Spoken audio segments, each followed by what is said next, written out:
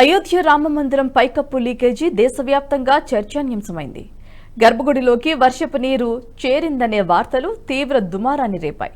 భవ్య రామమందిరం ప్రారంభోత్సవం జరిగిన అనంతరం కురిసిన తొలి వర్షాలకే ఆలయం పైకప్పు నుంచి నీరు కారుతుందని, బాలరాముడు గర్భగుడిలోకి నీరు వచ్చి చేరిందన్నారు ఆలయ ప్రధాన అర్చకులు సత్యేంద్రదాస్. దీంతో దేశవ్యాప్తంగా ఈ అంశం తీవ్ర చర్చకు దారితీసింది.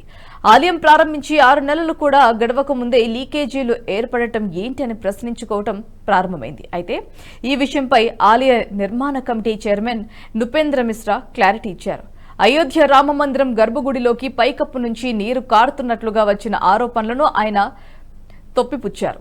పైకప్పు నుంచి నీరు కారటం లేదని, విద్యుత్ వైర్ల కోసం పెట్టిన పైపుల్ని ఇంకా ముయ్యకపోవటంతో అందులో నుంచి నీరు లోపలికి వచ్చి చేరిందని తెలిపారు. మొదటి అంతస్తు పనులు ఇంకా జరుగుతున్నాయని, దీంతో పాటు ఇప్పటికే ప్రారంభమైన 2వ అంతస్తు పైకప్పు నిర్మాణం పూర్తయితే ఆలయం లోపలికి నీరు రావటం ఆగిపోతుందని క్లారిటీ ఇచ్చారు నృపేంద్ర మిశ్రా.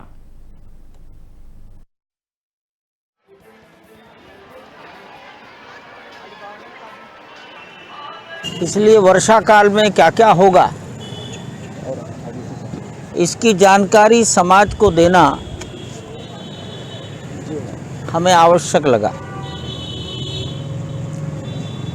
एक भ्रांति कहीं से आई है कि गर्भगृह में पानी,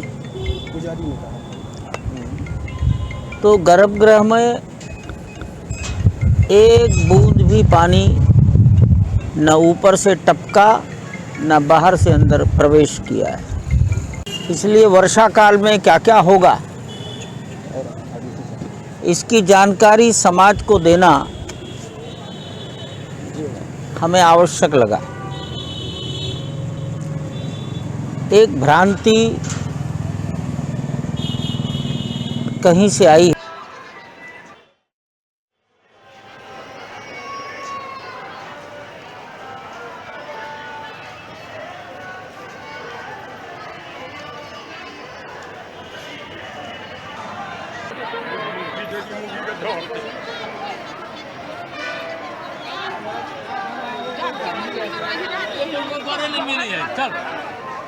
ఈ వీడియో మీకు నచ్చినట్టయితే లైక్ చేయండి, 10 మందికి షేర్ చేయండి. అలాగే కామెంట్ల రూపంలో మీ అభిప్రాయాలను మాతో పంచుకోండి. Nationalist hub group of channels ను సబ్స్క్రైబ్ చేసుకుని తెలుగునాట జాతీయవాద జర్నలిజాన్ని ప్రోత్సహించండి. ఈ వీడియో కింద ఉన్న బెల్ ఐకాన్ పై క్లిక్ చేయడం మర్చిపోవద్దు.